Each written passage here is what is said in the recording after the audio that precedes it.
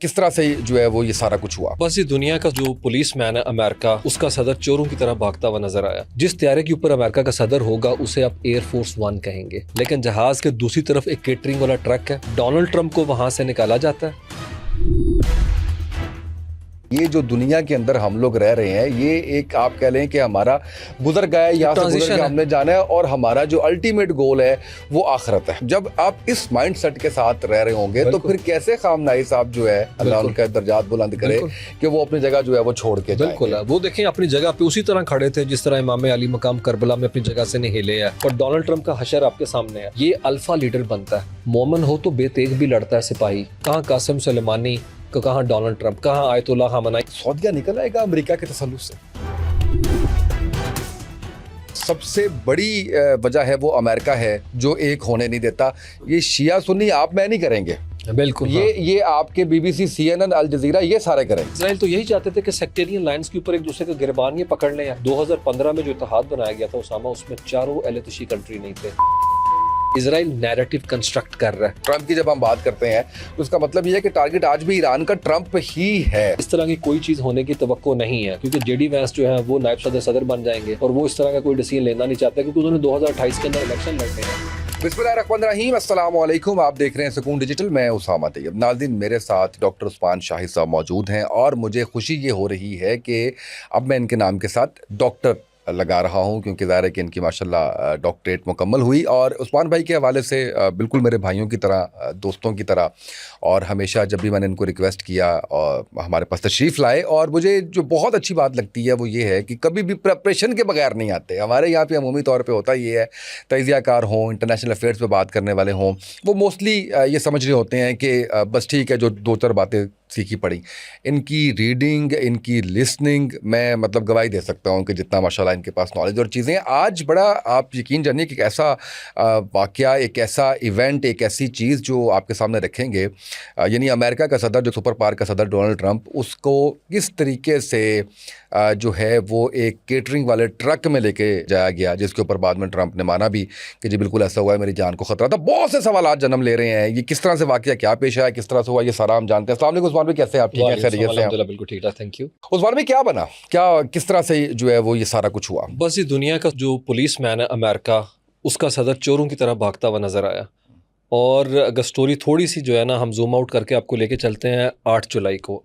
आपको याद होगा कि तुर्की के अंदर नेटो का समिट हुआ था। डोनाल्ड ट्रंप शदीद गुस्से में थे। उन्होंने यूरोप की बड़ी क्लास ली कि आपने ईरान के खिलाफ हमें अकेला छोड़ दिया। बिल्कुल याद है। लेकिन जब 8 जुलाई को एयरफोर्स वन का त्यारा खड़ा था, और याद रखिएगा 2 आइडेंटिकल त्यारे हैं, एयरफोर्स वन और एयरफोर्स वन जो है एक तरह का कोड है, और ये कोड जो है रेडियो का सिग्नल है। जिस त्यारे के ऊपर अमेरिका का सदर होगा उसे आप एयरफोर्स वन कहेंगे। तो ये त्यारा खड़ा होता है, डोनाल्ड ट्रंप आते हैं, पूरा मोटरकेड एंट्रॉज आता है। डोनाल्ड ट्रंप को ऊपर जहाज़ में चढ़ते हुए दिखाया गया, लेकिन जहाज़ के दूसरी तरफ एक केटरिंग वाला ट्रक है, और उससे जो केटरिंग का आप कह लें वो ट्रक है, उसको एलिवेट करके उस जगह पे लेके आया जाता है जहाँ पे जहाज़ का दूसरी तरफ जो है खिड़की वाला हिस्सा है। डोनाल्ड ट्रंप को वहाँ से निकाला जाता है और पीछे पूरे मोटरकेड के एंड पे आते हैं जर्नलिस्ट।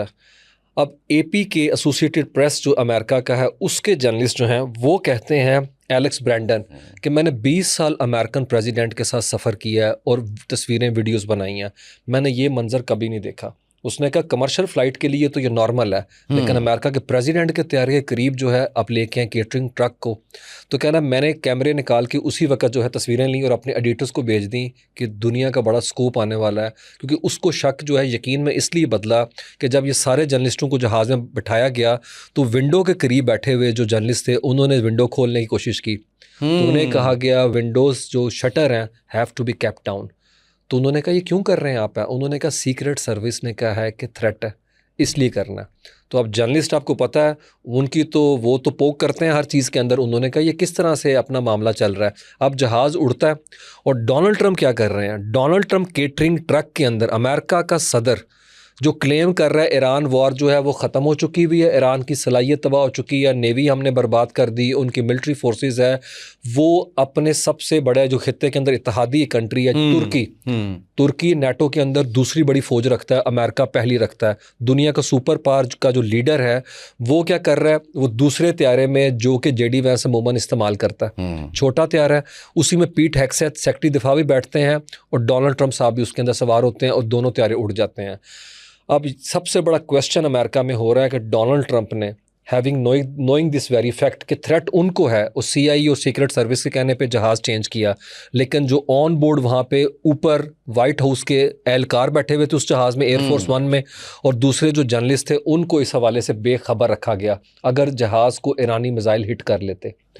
अब committee to protect journalist reporters without border, पूरी दुनिया के अंदर जो सहाफ़ती तंजीमें हैं वो क्वेश्चन कर रही हैं डोनाल्ड ट्रंप के इस रवैये को। और उसामा मेरे भाई, ये वो डोनाल्ड ट्रंप है जो आपको पता है जर्नलिस्टों की क्लास लेने से बाज नहीं आता, बिल्कुल ऐसा ही है, वो बेइज्जत करता है। अब इस पे भी बात हो रहा है कि क्या ये सारा कुछ खुद किया गया और उन्हें वल्नरेबल छोड़ दिया गया, इतना मॉरल डेंजर। और अब पूरी दुनिया में तनकीद हो रही है और उन्होंने कहा ये डोनाल्ड ट्रंप है, इसने जो कुछ सहाफ़ियों के साथ और अपने स्टाफ के साथ किया, चीफ ऑफ स्टाफ तक उसके अंदर है, और यही कुछ वो कर रहे हैं अमेरिकी फ़ौजियों के साथ जो खित्ते में ईरान के निशाने के ऊपर है। अब ये खबरें जो है दुनिया के अंदर आ रही हैं। अब त्यारा उतरता है इंग्लैंड के अंदर और वहाँ से जो रॉयल एयर फोर्स की बेस है उसमें डोनाल्ड ट्रंप को एयर फोर्स वन के बेबी नेवी जो अपना त्यारा है, याद रखें ये वो एयर फोर्स वन है जो 1990 थे अमेरिकी सदूर को लेके आता रहा, उससे निकलते हैं और फिर कतर के उस त्यारे में $40 करोड़ का जो डोनेशन किया, तोहफा दिया गया था इन्हें, उस त्यारे के ऊपर बैठते हैं। और उस त्यारे के ऊपर भी अमेरिका में भी तनकीद हो रही है कि उसके अंदर सिक्योरिटी के प्रोटोकॉल पूरे नहीं है और वो हिट हो सकता है। अब डोनाल्ड ट्रंप जो है मुश्किल में आ गए हैं। ये वो डोनाल्ड ट्रंप है उसामा, आपको पता है मेरे भाई कि ये बाज नहीं आता कोई चीज़ ट्वीट करने से, ज़रा बात होती फ़ौरन है, लेकिन इस मामले पे इसने मुंह पे खामोशी जो है ना वो उंगली रखी हुई थी और बात ही नहीं की है। 8 जुलाई से अब तक है। लेकिन सिक्योरिटी के थ्रेट के बारे में तो माना है उसने, सिक्योरिटी थ्रेट के बारे में माना है। और जब जहाज़ में से दूसरे जहाज़ में इकट्ठे होते हैं, कतर वाले जहाज़ में जर्नलिस्ट कम्युनिटी, और वो कहती है हमें तो इन्होंने खिड़की जो है उसको ऊपर नहीं करने दिया, शेड ऊपर नहीं करने दिए, तो वो कहता है आपको पता है कि दुनिया का सबसे ज़्यादा थ्रेट जो है वो मुझे है, और अगर मैं गया तो आप भी जाएंगे, तो शायद फ्यूचर में आप इस प्रोफेशन को बदल दें। इस तरह करके बात उसने ख़त्म की, लेकिन माना नहीं है उसके अंदर। अब आके ख़बर जो है वो छापी है वाशिंगटन पोस्ट ने, जिसके अंदर ये सारी चीज़ें जो हैं वो सामने आ रही हैं। और डोनाल्ड ट्रंप कह रहे हैं कि ये करना पड़ा सीक्रेट सर्विस, मैं तो पसंद नहीं करता, लेकिन सीक्रेट सर्विस ने कहा कि ईरानी मिसाइल जो हैं वो आपको हिट करेंगे। अब याद रखें इस रीजन के अंदर जो है ईरान को क्या गुस्सा है कि आयतुल्लाह मुश्तबा को शहीद किया इन्होंने और कासिम सुलेमानी को किया। तो ये जो वॉर है ना उसामा जो आपने देखी ईरान, ये अब पर्सनल लेवल के ऊपर चली गई हुई। आयतुल्लाह के जनाजे में डेथ की बात की गई थी, आपको याद है, नारे लगाए गए थे कि ट्रंप को मारें। और ये सारी सूरत हाल अब इतनी ज़्यादा क्योटिक हो चुकी हुई है कि अगर मैं थोड़ा सा इसको मज़ीद जो है वो पैन आउट करके आपको बताऊं कि डोनाल्ड ट्रंप के साथ जो उनके गार्ड होते हैं, स्पेशल गार्ड, याद रखें, मैं व्यूज़ को यहाँ पे बता दूं, अमेरिकी सदर के साथ एक बंदा मुसलसल ऐसा होता है जिसके हाथ में फुटबॉल ब्रीफ केस है। ये दुनिया का आप कह लें कि लेदर जैकेट होता है, लेकिन पावरफुल जो है ब्रीफ केस है। इस ब्रीफ केस के अंदर एटमी कोड्स हैं और उसके ऊपर भी सवाल हो रहे हैं क्या उसको उस जहाज़ में डाला गया कि नहीं डाला गया। अगर नहीं तो ये सिक्योरिटी का अटर ब्रीच है कि फुटबॉल ब्रीफ केस वाला और वो बंदा, याद रखें, वो टॉप नॉच किस्म का एजेंट है जो बड़े रिगरस प्रोसेस के बाद सिलेक्ट किया जाता है, और वो ब्रीफ केस को कभी भी अनअटेंडेड नहीं किया जाएगा। इसीलिए सीक्रेट सर्विस वाले शिफ्ट के अंदर उसे रोटेट करते हैं और उन्होंने जो तार जो है ना, एक केबल उसके साथ हाथ के रिस्ट के साथ जोड़ा होता है कि ये नीचे ना चला जाए। और वो फुटबॉल ब्रीफ केस को लेके बातें हो रही हैं कि एक ऐसा फुटबॉल ब्रीफ केस जिसके अंदर अमेरिका के न्यूक्लियर कोड्स हैं और जिसके अंदर जो है प्री सेट किया गया न्यूक्लियर जो रिटेलिएशन की स्ट्राइक को। याद रखें ये जो त्यारा मैं बात बता रहा हूँ ना आपको, एयरफोर्स वन है, ये चलता फिरता वाइट हाउस है और ये अमेरिका की ग्लोबल सुपर पावर की पावर प्रोजेक्शन का एक सिंबल है। उसको लेके बात हो रही है, क्या वो इतना अनसेफ है? तो फिर जॉन ऑफ कैनेडी को तो मारने के बाद द बीस्ट गाड़ी बनाई टैंक के पर्दे से है, तो जहाज भी अनसेफ हो गया। इसके अंदर तो बड़ी सोफिस्टिकेटेड किस्म के, लाइक मैं अगर आपको बताऊं, जदीद इलेक्ट्रॉनिक और इनक्रिप्टेड कम्युनिकेशन है, महसूस इलेक्ट्रॉनिक और कम्युनिकेशन के काउंटर मेजर्स लिए गए हैं और ये हज़ारों मील तक उड़ सकता है अगर एमरजेंसी की सिचुएशन हो। और डोनाल्ड ट्रंप चलते फिरते उड़ते हुए वाइट हाउस के अंदर बैठ के पूरी दुनिया में न्यूक्लियर स्ट्राइक जहाँ जहाँ से अटैक करना है वो उसको ऑर्डर दे सकता है। और याद रखें अमेरिका में इस बहस चल रही है कि पूरी दुनिया में सबसे सिक्योर्ड पर्सन तो डोनाल्ड ट्रंप है। ऐसे ही है। अमेरिकन प्रेसिडेंट ऑन अर्थ इस वक्त सबसे स्ट्रॉन्ग जो आप कह लें सिक्योर है, उसको केटरिंग ट्रक के अंदर ले जाने की जरूरत क्या पेश आई? उन्होंने कहा हमारा नैरेटिव, हमारा जो प्रेस्टीज है और जो पब्लिक इमेज है पावर का, वो तो बिल्कुल धड़ाम से नीचे गिर गया है। और उन्होंने कहा ये साइकोलॉजिकल विक्ट्री है ईरान की कि उन्होंने ना हिट नहीं किया, और ईरानियन जो इस चीज़ को चेरिश कर रहे हैं। और बात हो रही है अमेरिका के पेंटागन में डिस्कस हो रही है कि फौजी तो डीमोरलाइज हो गया है। मिलिट्री साइकोलॉजी के अंदर उसामा साहब उसका बुनियादी उसूल है कि फौज का मोराल जुड़ा होता है अपने लीडर जो है उसके तर्ज अमल से। बिल्कुल। तो अगर लीडर जो है इस तरीके से छुप छुप के भागता फिरेगा तो फौज तो डीमोरलाइज होगी। और आपको याद है फौज तो पहले लिख चुकी है हम इस जंग को लड़ना नहीं चाहते।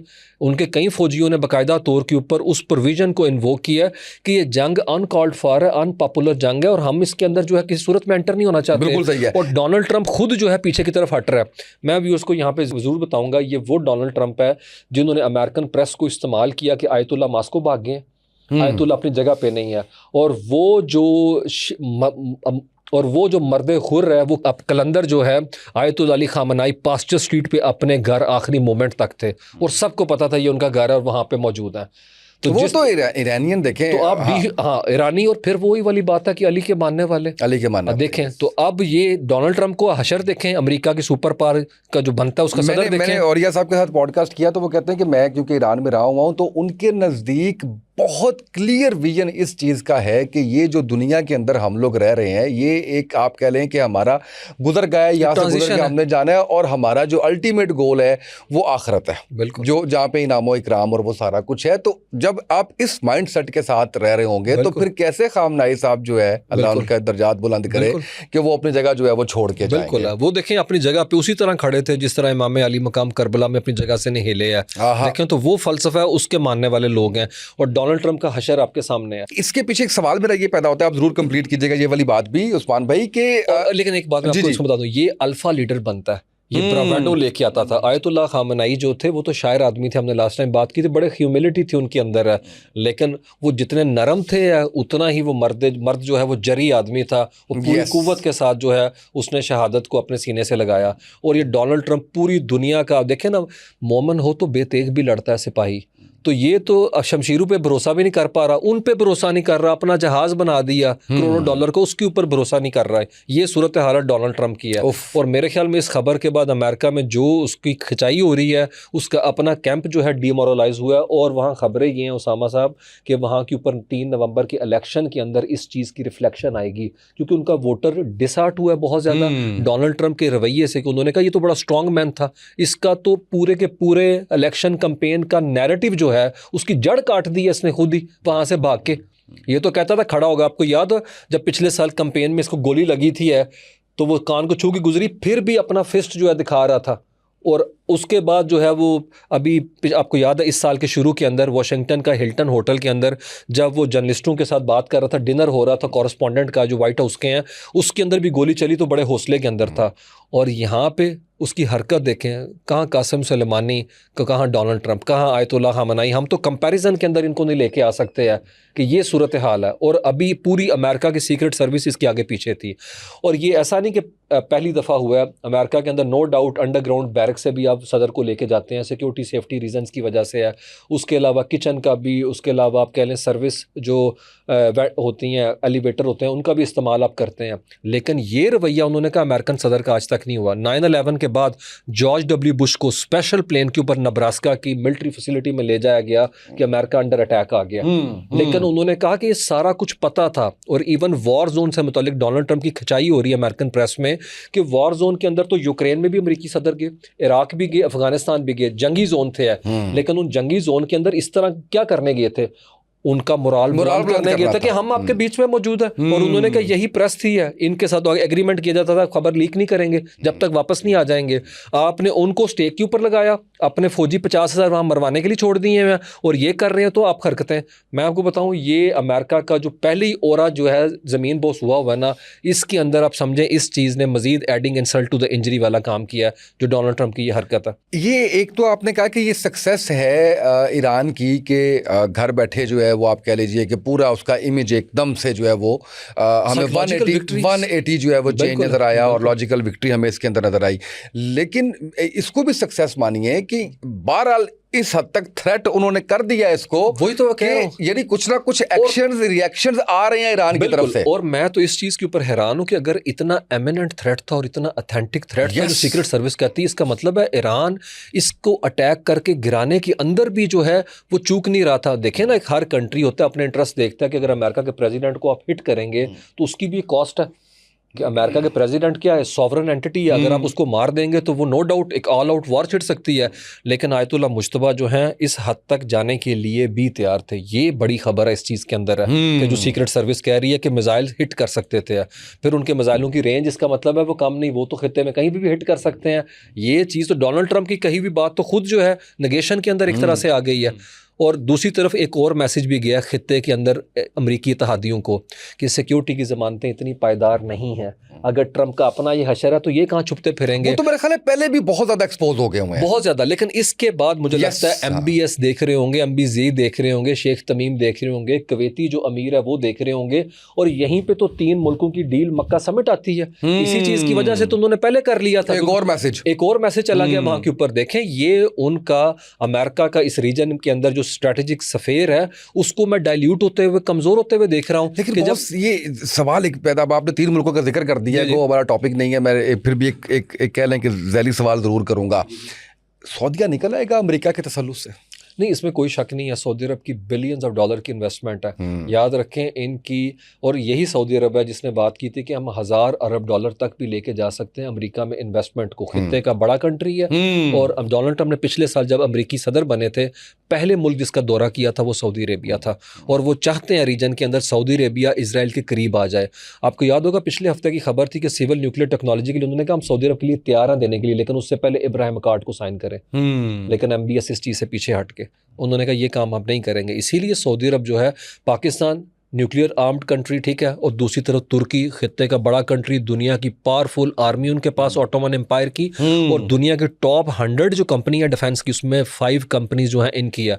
और वो सऊदी अरब और पाकिस्तान के साथ दफाई नौयत के जो ताल्लुकात हैं उसको भी इस्तवार कर रहा है। पाकिस्तान की बड़ी डिपेंडेंसी है, इंडिया की वॉर हो जाए, अज़रबैजान आर्मेनिया क्राइसिस हो जाए, हमारी बड़ी सिमेट्री है पॉलिसी के अंदर है। और ये तीनों पावरफुल कंट्री, और ख़बरें हैं कि मिस्र ने भी कहा है कि हम भी इस मुआहदे में शामिल होना चाहते हैं। मुस्लिम दुनिया में 3 ही आर्मी है, इजिप्ट, पाकिस्तान, टर्की, और कुछ नहीं। इसका मतलब है सऊदी अरेबिया अपनी जो सिक्योरिटी के हवाले से चॉइसेस हैं उसमें मुस्लिम वर्ल्ड को ऑन बोर्ड कर रहा है। और खबरें यही है कतर भी है। तो देखिए ना, वैसे एक अकीदत, एहतराम और उसके लिए भी, यानी हमें पता चलता है कि प्लेसेस हैं, अगर हरमैन शरीफैन, हम वो भी एक बिल्कुल नैरेटिव, आपको मुझे पता चले सर हम फ्रंट फुट पर जाके खड़े हो जाएंगे। बिल्कुल ऐसे, कोई शक नहीं है, मक्का मदीना की हिफाजत के लिए। और ये भी प्रेस्टीज है एक तरीके से कि आपको जो है वो मौका जो है मुयस्सर आए। और आपको याद होगा पिछले साल की डील के बाद 8000 हमारे फौजी और हमारे जेट्स जो हैं वहाँ पे पहले तैनात हैं। और जो 2015 में बनी थी मिलिट्री काउंटर टेररिज्म के हवाले से, उसमें सुप्रीम कमांडर उनके जो है वो राहील शरीफ है जनरल, वो वहाँ के ऊपर मौजूद हैं। तो मेरे ख्याल में एक चीज़ थी इससे परसेप्शन, जो इंप्रेशन बनी ना उसामा, वो ये थी कि शायद ईरान सेंट्रिक तो नहीं है, क्योंकि हौथीज तो अटैक कर रहे हैं सऊदी टैंकर्स को है। और इसकी टाइमिंग के ऊपर भी बात की गई। इसीलिए मोहसिन नकवी जो हैं हमारे वज़ीर दाखिला मौजूद हैं ईरान में, और इसहाक डार साहब ने 2 दिन पहले उनसे बात भी की है अब्बास अराक्ची से फ़ोन पे कि ये ईरान सेंट्रिक नहीं है, ये बिल्कुल जो है डिफेंसिव किस्म का एक रिटेलिएशन के कॉन्टेक्स्ट में आपको देखना पड़ेगा। और पाकिस्तान का मुआहदा अलग मुआहदा है, लेकिन उसकी आप एक्सटेंशन के तौर पर तुर्की को देखें, क्योंकि तुर्की के रीजन में इंटरेस्ट है। और याद रखें पाकिस्तान और टर्की दोनों की एनर्जी की जो इनसार डिपेंडेंसी है वो इन्हीं रूट्स के ऊपर तो है। आप नाए हुर्मज़ अगर बंद हो जाएगी, वहां से आप रेड सी चोक कर देंगे जिस तरीके से हौथीज कर रहे हैं, सबसे ज्यादा जो है वो हम दोनों मुल्क इफेक्ट होंगे। और मेरे ख्याल में ईरान कहीं ना कहीं यहाँ के ऊपर लैक कर रहा है कि स्ट्रेटेजाइज करने में नाकामी नजर आती है। पहली दफा मैं ये बात करने लगा हूँ क्योंकि ईरान के अंदर जो धड़े IRGC के हैं वो ये चीज समझ नहीं रहे कि अगर हौथीज के ऊपर जो उनका इन्फ्लुएंस है वो इस्तेमाल नहीं करेंगे तो एक मैसेज सऊदी अरब में तो यही जाएगा कि ईरान की एमा के ऊपर आप अटैक कर रहे हैं और वो रूट जो है उसको भी बंद कर रहे हैं। और ये वक्त है सबसे अहम कि हम एक हों। अच्छा, और उसके अंदर भी सबसे बड़ा अगेन मुझे कहना पड़ेगा कि जो सबसे बड़ी वजह है वो अमेरिका है जो एक होने नहीं देता। ये शिया सुन्नी आप मैं नहीं करेंगे, बिल्कुल ये आपके BBC, CNN, अल जजीरा ये सारे करेंगे, बिल्कुल ऐसे। और ये वही गेम है जो इजरायली चाहते हैं। देखें इजराइल तो यही चाहते थे कि सेक्टेरियन लाइंस के ऊपर एक दूसरे के गिरबान ये पकड़ लें। और मेरे ख्याल में ईरान को इस चीज़ को समझना पड़ेगा कि वो बाकायदा तौर पे इसको सुन्नी ब्लॉक ना बनने दे। जिस तरह इजरायली अखबार तो कह रहे हैं सुन्नी ब्लॉक है और पाकिस्तान कहता है ये मुस्लिम ब्लॉक है। और आर्टिकल 5 जो नाटो का है वो यहाँ पे भी एक तरह से है कि अटैक होगा तो उसे हम करेंगे। बल्कि अभी तुर्की के जो वज़ीर ख़ारजा हैं फैदान, उन्होंने इंटरव्यू देते हुए कहा मैं देख रहा था चैनल को, कि हम उसी तर्ज पे जो नाटो ने बनाया हुआ है हम मिनिस्टर्स लेवल की कमेटी बनाना चाहेंगे। और उन्होंने ये भी कहा अर्दोगान चाहते हैं कि ये क्लोज ना हो, मुआहदा फैले, ओपन हो। और मुझे लगता है अगर ईरान इसके अंदर शमूलियत की दरख्वास्त देता है तो फिर पता चलेगा कि क्या ये ऐसा पॉसिबल है, ऐसी पॉसिबिलिटी नज़र नहीं ऐसा चाह रही, क्योंकि ईरान के लिए बड़ा मुश्किल है इस चीज़ को बिल्कुल। लेकिन आप देखें कि 2015 में जो इत्तेहाद बनाया गया था उसामा, उसमें चारों एलतशी कंट्री नहीं थे, ईरान, लेबनान, इराक, शाम। तो उस वक्त यही बात हुआ कि ये एंटी शिया इत्तेहाद है। इसके अंदर देखें इजराइल नैरेटिव कंस्ट्रक्ट कर रहा है, ये एक शैम नैरेटिव है जो वो लेके आ रहे हैं कि ये एंटी ईरान है। और याद रखें पाकिस्तान और तुर्की के लेंथी बॉर्डर हैं ईरान के साथ, और हम इस सारी वॉर के अंदर दोनों ममालिक तुर्की ईरान जो है वो साइड बाय साइड खड़ा रहा है। वो हमने अगर उनका उस तरह से सामने आके उस जंग में शरीक नहीं हुए तो हमने नुकसान भी किसी किस्म का नहीं पहुंचाया। बिल्कुल ऐसे ही है। और बल्कि नुकसान क्या, इंटरनेशनल जितने फोरम्स थे उन पे सफारती तौर के ऊपर सबसे मौसर आवाज़ पाकिस्तान की है। बल्कि ये चीज़ आप देखें कि अमेरिका के अंदर उनकी एम्बेसी एक्टिव नहीं, वहाँ पे जो डिप्लोमेटिक चैनल है वो पाकिस्तान का इस्तेमाल होता है। और हम जो है इजरायलियों के साथ हेड ऑन कोलिजन के अंदर है। हमने किसी एक जगह के ऊपर ऐसा नहीं कि इजराइल को आंखें नहीं दिखाई, बात नहीं की ईरान जंग से मुताल्लिक है। आप इसको कंप्लीट करने से पहले मुझे ये ज़रूर बताइएगा कि ये जो अब्राहम अकॉर्ड की बात की जा रही है, कहने वाले ये भी कहते हैं कि ये जो 3 मुल्कों का मुआहदा हुआ है अल्टीमेटली अब्राहम अकॉर्ड साइन करना पड़ेगा इनको, ये उसी सिलसिले की एक कड़ी है। आपको याद होगा कि डोनाल्ड ट्रंप ने जो 8 मुल्क शामिल किए थे, ऑन बोर्ड किए थे गज़ा पीस बोर्ड में, उनसे मुतालिक भी यही बात हो रही है कि उन्हें भी किया जाए। बल्कि पाकिस्तान की जो साबिक, आपको पता होगा, हमारी बड़ी सीजन किस्म की डिप्लोमेट हैं और UN, UK, US के अंदर पाकिस्तान को सर्व कर चुकी हैं, मलिहा लोधी, वो कह रही हैं कि पाकिस्तान का किसी ऐसे क्लब का हिस्सा बनना जिसमें इसराइल पहले से मौजूद है, क्या ये इनडायरेक्टली उनको तस्लीम करने वाली बात ना हुई है? वो तो ये तक सवाल उठा रही हैं।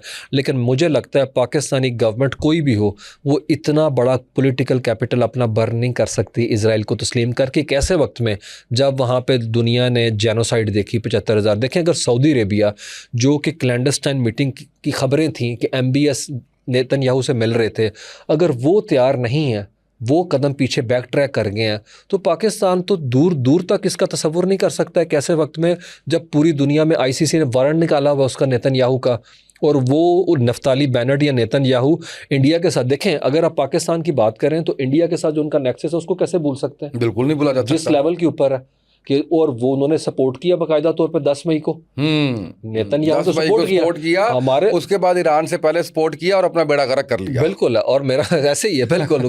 तो वो तो मुजरमाना खामोशी, क्रिमिनल साइलेंस उनके एंड के ऊपर है। मुझे लगता है पाकिस्तान ईरान के साथ खड़ा होने के अंदर ज़्यादा फ़ख्र फील करेगा बजाय कि ज़ायनिस्ट लॉबी जो कि कत्ल व गारत कर रहे हैं। बिल्कुल है। और मेरा ख्याल है कोई गवर्नमेंट जो सेन गवर्नमेंट है ये डिसीजन दूर दूर तक नहीं ले सकती और अफोर्ड ही नहीं कर सकती पॉलिटिकली। अच्छा, अब मुझे ये बताएं कि ये जो जंग है ईरान और अमेरिका की, अब ये फिर सरप्रस्त लेके जाने की बात उस तरफ चल निकली है। ट्रंप की जब हम बात करते हैं तो इसका मतलब ये है कि टारगेट आज भी ईरान का ट्रंप ही है। वो जो जान के बदले जान वाली बात है वो उस पर खड़े हुए हैं। बिल्कुल। और मैं यहाँ पे व्यूअर्स को बता दूं कि डोनाल्ड ट्रंप के जो करीबी हल्के हैं वो मानते हैं कि ईरान ने कोशिश की इस इलेक्शन से पहले कि इसको मार दिया जाए। उसमें एक केस है नवंबर 2024 का, फरहाद शाकरी एक अफ़गानी थे, उनको पकड़ा गया और उन्होंने महकमा अदालत इंसाफ जो है जस्टिस डिपार्टमेंट, उन्होंने जो दस्तावेज़ात जमा कराई, उन्होंने कहा कि IRGC ने जिम्मेदारी दी थी कि 7 दिन के अंदर इलेक्शन से पहले इसको मार दें, लेकिन हमने उसको इंटरसेप्ट किया। फिर 2024 में एक पाकिस्तानी शहरी आसिफ मर्चेंट,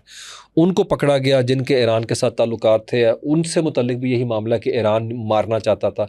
देखिए उसकी समझ वजह आती है कि इसकी पॉसिबिलिटी है एक ऐसे वक्त के अंदर जब इजरायली ईरानियों को इस तरह मारते हैं, इंडियन पाकिस्तान के अंदर ये हरकतें इस तरह से करते हैं, तो ईरान के लिए डोनाल्ड ट्रंप को एक्सेस करना बड़ा मुश्किल था। लेकिन जिस तरह से डोनाल्ड ट्रंप तुर्की आए हुए थे, करीब है और उनके मिसाइलों की रेंज के अंदर है, मैं सिर्फ तसव्वुर कर सकता हूँ कि अगर इस तरह का कोई इंसिडेंट होता कि डोनाल्ड ट्रंप के जहाज़ को हिट करके मार दिया जाता, तो आप इमेजिन करें कि हालात किस तरफ जाते हैं। और डोनाल्ड ट्रंप ने ये कहा हुआ है, उन्होंने कहा कि मैंने अपनी टीम को कह दिया अगर मेरे तैयारे को या मुझे हिट किया जाता या किया जाएगा तो 1000 जो क्या कहते हैं हमने मिसाइल जो हैं वो ईरान के ऊपर छोड़ने हैं।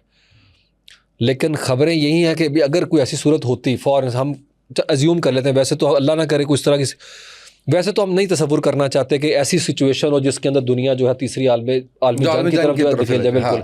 लेकिन उन्होंने कहा कि इस तरह की कोई चीज़ होने की तवक्को नहीं है, क्योंकि जेडी वैंस जो है वो नायब सदर बन जाएंगे और वो इस तरह का कोई डिसीजन लेना नहीं चाहते, क्योंकि उन्होंने 2028 के अंदर इलेक्शन लड़ने हैं।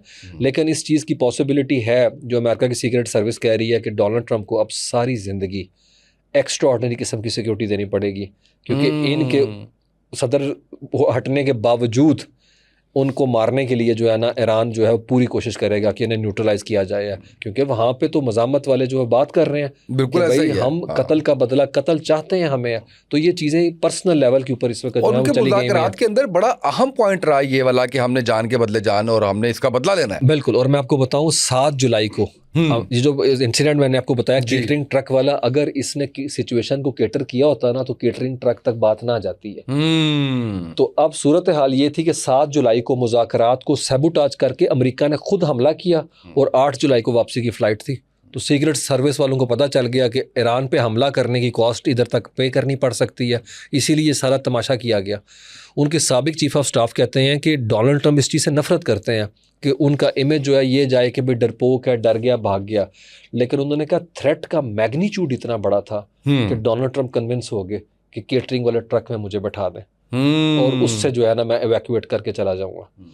तो डोनाल्ड ट्रंप के ऊपर हमले जो है वो तो एक रूटीन बन गई है। मॉडर्न हिस्ट्री में ऐसा कोई अमेरिकन प्रेसिडेंट नहीं जिस पे इस लेवल के हमले हुए हैं। तो लेकिन ये खुशकिस्मत है उसामा, मैं आपको बताऊं, इब्राहिम लिंकन, उसके अलावा माजी के जो गॉरफील्ड, विलियम मैकिनले और जॉन एफ कैनेडी, ये चारों हमलों के अंदर मारे गए। हमले तो बहुत हुए। तो डोनाल्ड ट्रंप जो है वो इतने हमलों के बावजूद जो है वो मुझे याद आता है कि जब ये नॉर्दर्न आयरलैंड के अंदर ये जो IRA वाले चला रहे थे, अलहदगी की तहरीक है, तो वो अपना उनका नारा था, उन्होंने कोशिश की मारने की मार्गरेट थैचर को एक दफ़ा, तो वो बच गई हैं। तो उन्होंने कहा this time you have to be lucky, but you have to be lucky all the time and we have to be lucky only once. तो ये है कि भाई वो कोशिश तो फिर जारी रहेगी उस तरह से। और ये मैं आपको इंटरेस्टिंग बात बताऊं, डोनाल्ड ट्रंप ने इतनी ज़्यादा अमेरिका की सोसाइटी को पोलराइज करके डिवाइड कर दिया कि अब सिर्फ ईरान नहीं है, लिबरल साइड जो है वो भी अटैक कर रही है। जो 2 हमले उनके ऊपर पहले किए गए, जो रैकेट का हिस्सा 13 जुलाई 2024 को, वो जो पेंसिल्वेनिया में गोली मारी गई है, उसके अंदर जो बंदा इन्वॉल्व था थॉमस मैथ्यू, वो तो लड़का था, वो तो लिबरल साइड का। उसने कहा मुझे तकरीरें इनकी सुन के लगा कि यार ये बंदे को गवर्नमेंट नहीं करनी चाहिए, इसलिए मैंने इसे गोली मारने की कोशिश की। उसके बाद 15 सितंबर 2024 को पॉम बीच फ्लोरिडा के अंदर जो हमला करने के लिए बैठा हुआ था छुप के बंदा, वो बंदा भी गोरा है। मतलब ये कोई ईरानी तो उस तरह से नहीं, ये तो क्लेम कर रहे हैं कि ईरान साजिश कर रहा है, लेकिन जो फायरिंग इस पे 2 थी और तीसरी दफ़ा जो अभी जनवरी के अंदर हिल्टन में फायरिंग हुई, जिसके बाद वो डिनर जो है पोस्टपोन कर दिया गया, उसके अंदर भी मारने वाले बंदे ने जो फायर खोला था सीक्रेट सर्विस पे, वो भी गोरा है। तो अमेरिकन सोसाइटी के अंदर भी ऐसे एलिमेंट्स हैं जो इसको मारना चाहते हैं। बिल्कुल सही। तो ये खुद अपना मौका भी उनको भी दे रहा है। और फिर जिस तरह से अभी सूरत हाल हुई, अब करंट सिचुएशन जो वॉर की है वो कहाँ तक पहुंची, और जिस तरह से हम देख रहे हैं कि हमने बात की कि जी मुज़ाकरात हो जाएंगे, मामला संभल जाएंगे, लेकिन उसके बावजूद हम ये देखते हैं कि दोनों ममालिक अपने मौक़िफ़ से पीछे हटने के लिए तैयार नहीं है। अपना और मजाज भी जो है वो पॉइंट न सिर्फ डिस्कशन बल्कि पॉइंट ऑफ कॉन्फ्लिक्ट जो है वो उसके तौर पर मौजूद है। तो किस तरफ हालात जा रहे हैं करंट सिचुएशन? देखिए सिचुएशन जो है वो बहुत ही ज़्यादा जो है आप कह लें कि डिस्ट्रेसिंग है। कोई तसल्ली बख्श सूरत हाल जो है दी नहीं जा सकती। और हर कोई ये कह रहा है कि आप इस इंसिडेंट को एक तो देखें कि नो डाउट ये एक अजीबोगरीब वाक़या है, लेकिन इसके तनाजुर में इस जंग को देखें कि जंग कितनी ख़तरनाक हो चुकी है कि अमरीकी सदर जो है उसको केटरिंग वाले ट्रक में भागना पड़ रहा है। इसका मतलब है कि मुज़ाकरात वाली जो बात की गई थी वो उस तरीके से तो पैन आउट नहीं हुई। देखिए उसामा, वो आयतुल्लाह के जनाजे के अंदर शिरकत कर रहे थे और उस दौरान के अंदर जो आपने कमेटीज़ बनाई हुई हैं, वर्किंग ग्रुप्स बनाए हैं, उनका एक भी इजलास नहीं हुआ। ईरानी देखें, मुज़ाकरात के हवाले से अगर देखें तो ईरान की जो मेमोरी है वो क्या है? अमेरिका का धोखेबाजी। 1953 में आपने मिलिट्री कू की, 79 में गवर्नमेंट बनी तो 8 साल की जंग आपने गल्फ वॉर छेड़ दी। फिर ये पिछले 2 साल के अंदर जितनी दफ़ा मुज़ाकरात हुए बीच में जाके आप अटैक कर देते हैं। तो वो किस तरीके से संजीदगी से लें। इसीलिए वहाँ के ऊपर जो मुज़ाकरात के हामी धड़े हैं उनकी आवाज़ जो है वो मफल कर दी गई है, मज़ल कर दी गई है, कमज़ोर पड़ चुकी हुई है। IRGC इसीलिए तो अपना हुर्मस को बंद करके बैठे हैं। ओमान के साथ मुज़ाकरात मुज़ाकरात उनके हो रहे हैं, दाखिली खारजी रस्तों का फ़ैसला कर लिया गया है, लेकिन अमेरिका को उन्होंने कह दिया आप सदर्न रूट नहीं इस्तेमाल कर सकते ओमान से, हमारे स्ट्रेटजिक बैकयार्ड के अंदर जो आमदोरफ्त होगी वो दाखिली खारजी रास्ते हमारे होंगे। देखिए ईरान ने एक पॉइंट के ऊपर तो अमल किया, पैसे तो वो किसी टैंकर से नहीं ले रहे, उन्होंने तो कोई टैक्स लेवी इम्पोज नहीं किया हुआ, फिर अमेरिका ने उसके बावजूद वहाँ पे नेवल ब्लॉकेड लगा के उनका रखा हुआ। देखें ये वही सिचुएशन है कि बैक टू स्क्वायर वन आ रही है। और दूसरी तरफ जो है हम देखते हैं नेतन्याहू को, मुझे लगता है हर कोई जो है फ्रीक जो है ना वो ओवर प्ले कर रहा है, अपना जो एडवांटेज है उसे डिसएडवांटेज के अंदर वो जो है बदल रहा है। डोनाल्ड ट्रंप अफोर्ड कर सकते हैं 3 नवंबर से पहले ये सूरत हाल है कि लिंगर ऑन करती जाए है। वो तो कहते थे मैं प्रोटेक्टेड वॉर लंबी जंग को नहीं मानता, लेकिन इंटरनेशनल स्टॉक मार्केट देख लें, अमेरिकन मार्केट्स को देख लें, आप उनके इंडेक्सेस उनके जितने भी हैं, ये आप कह लें जो उनके इंडस्ट्रियल हेल्थ गेज करने वाले डो जोन्स हो गया या उनकी वॉल स्ट्रीट हो गई है, और इसके साथ साथ देख लें ऑयल मार्केट्स हैं। देखिए ऑयल मार्केट्स तो नीचे आ गई हैं, लेकिन ये फ्लक्चुएशन जो है अनसर्टेनिटी आपको पता है बिजनेस में क्यों क्रिएट करती है, और ये तो अफोर्ड नहीं को कर सकता। लेकिन डोनाल्ड ट्रंप जो है वो मेरे ख्याल में मामलात की नज़ाकत को, संजीदगी को नहीं देख पा रहे, अभी भी है। देखिए उनके पास बड़ा चांस था, ईरान उस जगह पे खड़ा है कि मुज़ाकरात हों और $6 बिलियन दिए जाएं उनको। देखिए ईरान क्या कहता है, ईरान कहता है हमारे जो असासे मुंजमद है वो रिलीज करो, और दूसरा सबसे बड़ी बात जो आपने हमारा नुकसान किया है उसको जो है कंपनसेट करो। अब डोनाल्ड ट्रंप क्या कह रहे हैं 3 दिन पहले, वो कहते हैं जो इराक में हमारे फौजी आपने 2 मारे हैं 2-3 उनकी कंपनसेशन दो, बल्कि जो अपने मुजाहिरों के दौरान अपने लोग मारे हैं उनकी कंपनसेशन दो। आप यकीन करें इस तरह तो गाँव के अंदर पंचायत में लोग बैठ के बात नहीं करते, उधर कोई सोबर बात होने की जो है तवक्को की जा सकती है। डोनाल्ड ट्रंप का बात का ना सारा ना पैर। ये दोबारा से जंग की पीक पे जाएंगे? देखिए मेरे ख्याल में कोई भी जंग की पीक पे जाने के लिए तैयार नहीं। दोनों ने एक दफ़ा लड़ के भरपूर तरीके से देख लिया, ना अवाम तैयार है, दोनों साइड के ऊपर है, और जो टॉप लीडरशिप है वो भी मुझे लगता है लिमिटेड लेवल के ऊपर एस्केलेशन का जवाब देने के लिए तैयार है। और ईरान ये बता चुका हुआ है कि भाईजान हम रिटेलिएशन करने की पोजीशन में हैं।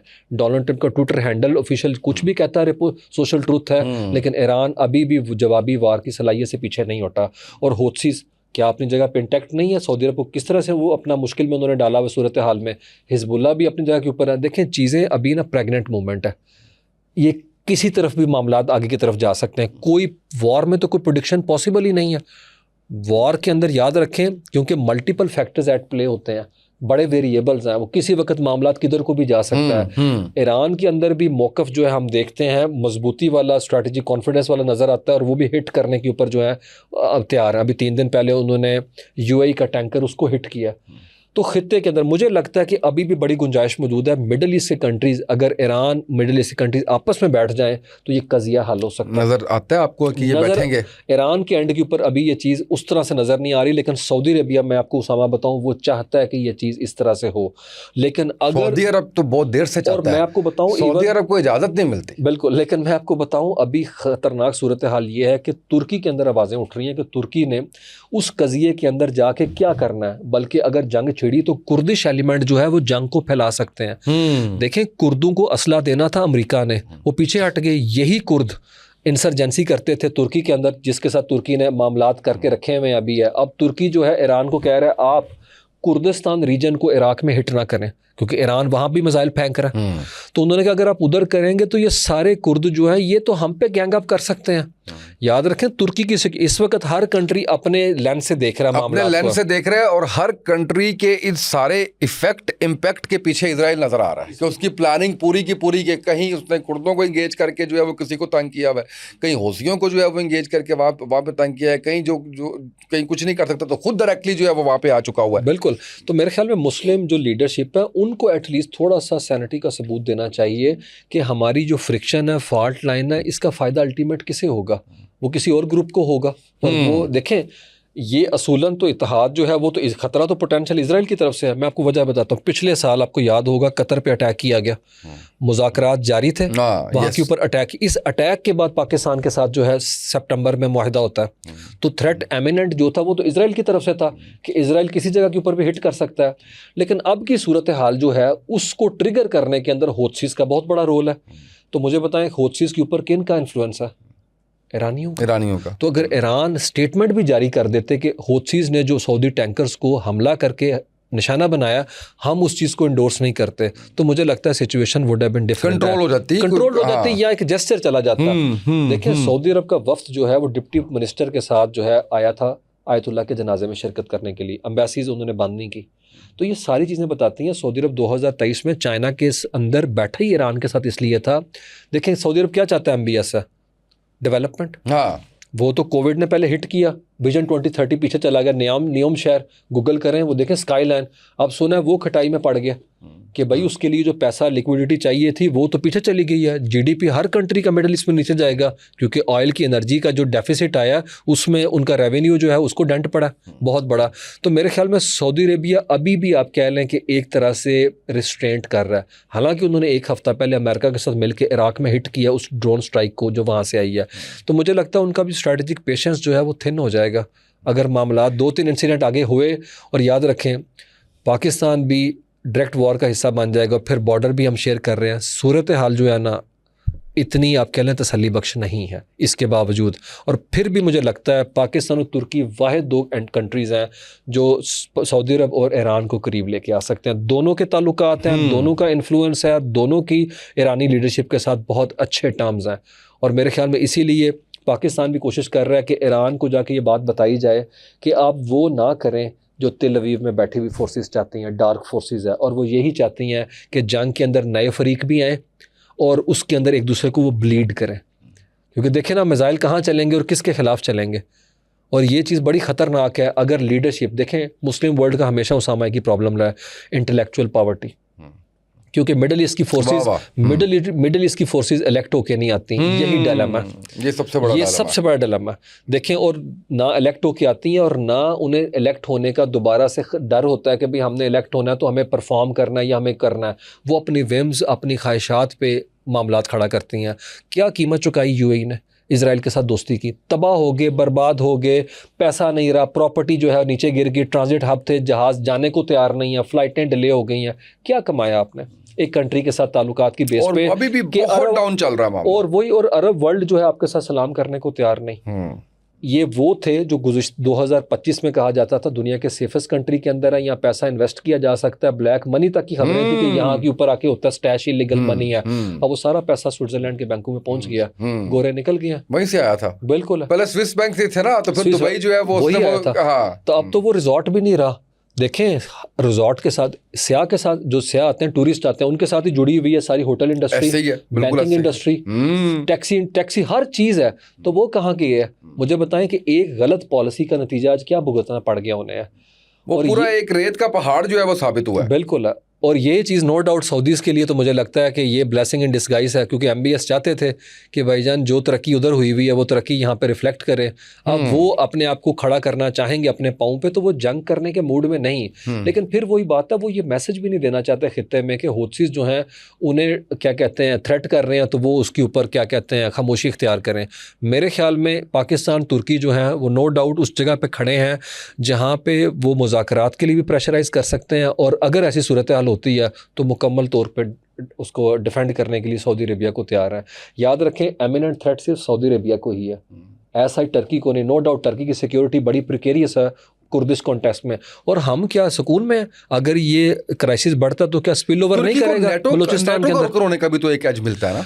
नेटो का सेकंड कंट्री है जिसके पास मिलिट्री की पावर, अमेरिका के पास सबसे तो फोर्सेज, उसके बाद 4,80,000 इनकी फोर्सेज हैं, पर नेटो का समिट वहाँ के ऊपर हुआ है।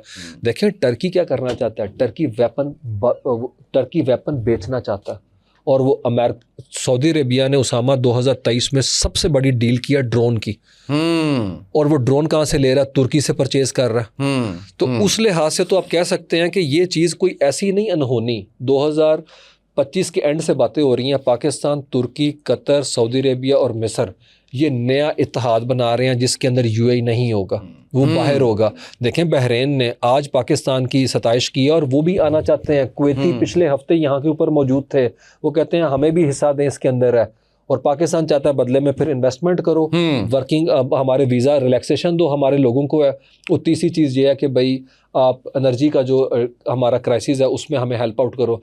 तो वो जो बात होती थी ना कि पाकिस्तानी आर्मी इतना कुछ कर रही है, इतना कुछ दे रहे हैं, तो हमें क्या मिल रहे हैं इकोनॉमिक डिविडेंड्स, अब मिलने के चांसेस बढ़ गए हैं, क्योंकि 2025 में उन्होंने 19 साल का बैन हटा लिया कुवैत ने। अब हमारे डॉक्टर, इंजीनियर, चार्टर्ड अकाउंटेंट सारे जा सकते हैं, फैमिली वीज़े खुल चुके हुए हैं और वो भी पाकिस्तान में इन्वेस्टमेंट करने को तैयार है। खबरें हैं कि वो ऑयल रिफाइनरी पाकिस्तान में लगा रहे हैं। बिल्कुल देखें जी, वो कहते हैं ना कि ट्रेड ऑफ्स, कि आप हमें क्या ऑफ़र कर सकते हैं, तो उनके पास पैसा है, वो इन्वेस्टमेंट करें। यहाँ पे MOU नहीं चाहिए पाकिस्तान को, बड़े साइन हो गए हैं। हाँ, अब प्रैक्टिकली जनाब यहाँ पे लेके आए। कॉर्पोरेट के इदारों के जैसे MOUs जो है वो बिल्कुल नहीं चाहिए कि बस MOUs कर लिया उसके बाद भूल गया, वो फाइलों का हिस्सा बन गया और दैट्स इट। बिल्कुल सही है। मैं शॉर्ट 2-3 क्वेश्चन करके क्लोजिंग की तरफ जाता हूँ और मैं आपसे जानना ये चाहूँगा, बूट्स ऑन ग्राउंड से कितने चांसेस हैं इस जंग के अंदर? दूर दूर तक नहीं है। ये मैं बताऊँ कभी भी नहीं थे। अमेरिका ने लाशें जो उठाई हैं ना यहाँ से, जॉर्डन से है, उसके बाद उन्हें पता चल गया कि बूट्स ऑन ग्राउंड के अंदर अपने फौजियों को ईरानी मिसाइलों के सामने एक्सपोज करने वाली बात है। क्योंकि ईरान के अंदर सारे उस एरिया में पहाड़ हैं, तो अगर फौजी उतरेंगे, पहले खबरें थी कि फ़ौजियों के साथ ब्लड बैंक्स भी मूव कर रहे हैं, लेकिन फिर अमेरिका में शोर मचा कि आप फ़ौजियों को बाकायदा तौर के ऊपर एक पंचिंग बैग के तौर पे इस्तेमाल करें, क्योंकि ईरानियों ने तो सीधा मार देना उनको, और अगर बॉडी बैग्स गए तो उनका तो टॉलरेंस लेवल बड़ा नीचे है। और देखें ये डोनाल्ड ट्रंप जिस जंग को जिस जगह पे लेके आ गए हैं ना, अब उनके हाथ से भी निकल गई है। अब मुश्किल सूरत हाल हो चुकी हुई है। ये जो तमाशा हुआ है केटरिंग वाला, आप अमेरिकन प्रेस अखबार उठा के देखें, टीवी उठा के देखें, डोनाल्ड ट्रंप बोले नहीं है, 1 महीना चुप करके बैठा रहा। अब जब खबरें लीक हो गई हैं तो फिर आके कह रहा है कि मैं क्या करता, ये सूरत हाल थी तो वो सूरत हाल थी। यानी वो धचका तब से लगा हुआ है। तब से लगा हुआ है। अच्छा, ये मुझे बताएं कि इलेक्शंस तक ये मामला चलता हुआ नजर आ रहा है, इलेक्शन के बाद क्या सूरत हाल बनेगी? इलेक्शन के बाद जो मैं हमेशा कहता हूँ, लोअर हाउस तो इनके हाथ से चला गया, हाउस ऑफ रिप्रेजेंटेटिव जो 435 का ऐवान है, जो अपर हाउस है उसके अंदर भी इनकी थिन मेजॉरिटी है। बिल्कुल सही, मेजॉरिटी भी नहीं कहना चाहिए, 6 से 7 बंदे हैं, वहाँ पे भी इसके खिलाफ ग्रुप खड़े हो गए हैं। देखें एक टर्म इस्तेमाल हो रही है येलो कॉकस, वो लोग जो बूढ़े हो चुके हैं जिनकी आखिरी टर्म है, उन्होंने कहा ट्रंप से हमें डर नहीं लगता, इसकी भी आखिरी टर्म है, हमारी भी ज़िंदगी का आखिरी टर्म है, इसलिए वो इसको भी रिटेलिएट कर रहे हैं। बिल्कुल और सही। वो ग्रुप भी जो है ना, और याद रखें वहाँ पे भी 2 ग्रुप हैं, एक ग्रुप JD वैंस के साथ खड़ा है जो 2028 में सदर आ रहे हैं। Thank you so much Usman भाई, आप तशरीफ लाए और आपने वक्त दिया। नाज़रीन, मुझे उम्मीद है कि बहुत कुछ चीज़ें ऐसी जो कि शायद सामने नहीं आ सकी, वो आज उस्मान भाई सामने लेके आए। आज के पॉडकास्ट से इतना ही, इजाज़त दीजिए, अल्लाह हाफिज़।